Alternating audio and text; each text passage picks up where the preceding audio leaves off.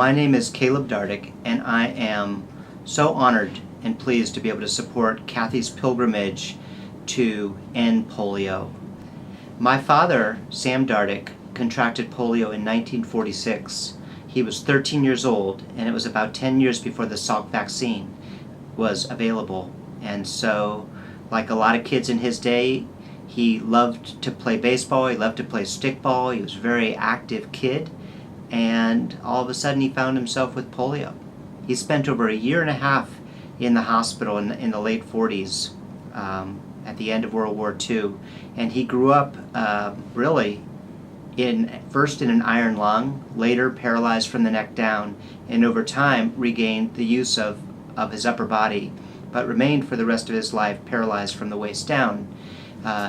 He was mainstreamed, which meant that the idea was that he needed to fit in, and so he learned to use full leg braces and crutches. But in his later years, he became one of the leaders in the independent living movement for people with disabilities, and helped with legislation that led to the creation of the ADA, the Americans with Disability Act, and he and my mother went to Washington in 1990 and met President Bush, the senior, and were there for the signing, which was a big day for them and a wonderful day for people with disabilities in the United States. With Dad, he mostly used a wheelchair, and I didn't know any better. I just thought that was just how, he was my dad, and we didn't think anything of it. And there was really nothing he couldn't do. My father was extremely active as a child.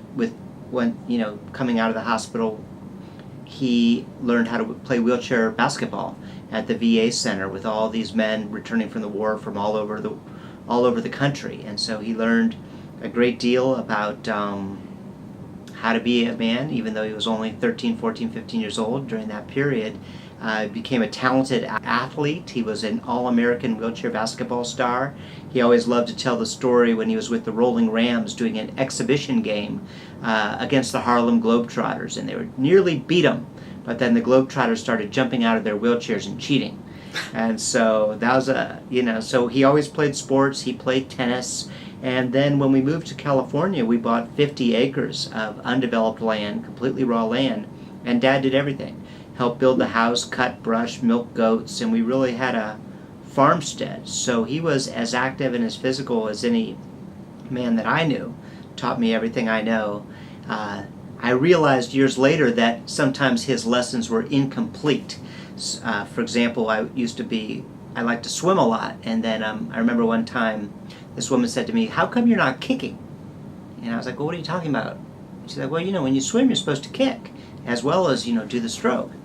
And I was like, "I don't know anything about kicking." And Dad has somehow failed to mention kicking in the breaststroke and side stroke and the crawl lessons. So, that's sort of an unintended side effect, perhaps, of having a father with a disability. But, Dad was very active. He, in many ways, he was sort of a super disabled person. And when he became active in the independent living movement, that was almost by accident. He'd been very active in social justice issues, civil rights issues, environmental issues, community issues, but he had never been an activist for people with disabilities. I don't think he really just thought of himself that way. And then at one point, he met Ed Roberts, who is recognized as the founder and sort of the Dr. King of the independent living movement. And Ed was talking about all the different projects that he was doing for people with disabilities, and Dad was like, "Well, you should come to Nevada County. We really could use someone like you."